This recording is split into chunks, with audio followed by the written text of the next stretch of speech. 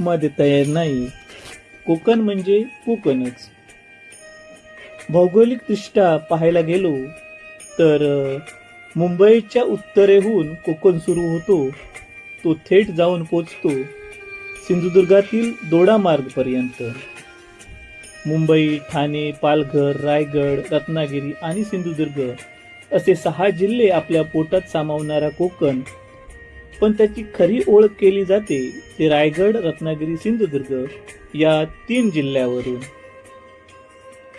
समृद्ध अशा कोकणाची जी अनेक वैशिष्ट्ये सांगितली जातात, त्यातील एक महत्त्वाचे वैशिष्ट्य म्हणजे कोकणातील वनसंपदा. आणि या वनसंपदेत आपले मानाचे स्थान राखून असलेल्या आणि कोकणाच्या विविधतेवर भर घालणाऱ्या कोकणातील या देवराया. देवराई म्हणजे देवाच्या नावाने राखलेले जंगल. अगदी देव नसेल तर भूत, खेत, वन्यप्राणी ज्यांना दैवत दिलेले आहे अशा नावाने राखलेले जंगल.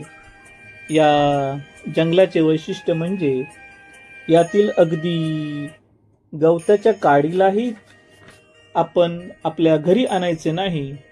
जे काही आहे ते त्या देवाचे आहे. त्यावर फक्त त्याचाच अधिकार आहे आणि जर का हे पाळले नाही तर त्या देवाचा कोप होतो आणि गावावर अरिष्ट ओढवते. या श्रद्धेपोटी कित्येक शतकापासून जपलेली ही जंगल आहे. याला श्रद्धा म्हणा किंवा अंधश्रद्धा, पण यातून ही देवाच्या नावाने राखलेली जंगले जैविक विविधतेने समृद्ध बनली आहेत. अनेक दुर्मिळ वनस्पती, पक्षी, कीटक, सरपटणारे प्राणी यांच्या निवाऱ्याचे ठिकाण बनले आहे.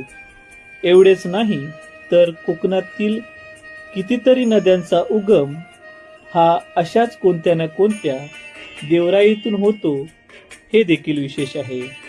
म्हणजे एका खऱ्या अर्थाने देवराया या नद्यांना जन्म घालणाऱ्या आणि पाणी पिकवणाऱ्या आहेत हे सिद्ध होते. देवराई या संकल्पनेची सुरुवात नक्की कोणी केली हे सांगणे कठीण आहे, पण ज्यांनी कोणी संकल्पना राबवली ती मंडळी फार दूरदर्शी, अत्यंत अभ्यासू आणि संवर्धन क्षेत्रातील मातब्बर असतील यात शंका नाही. फक्त भारतातच नाही तर संपूर्ण जगात आपल्या देवराई ही संकल्पना राबवलेली दिसते. त्यांची नावे वेगवेगळी असतील, कारणेही वेगवेगळी असतील,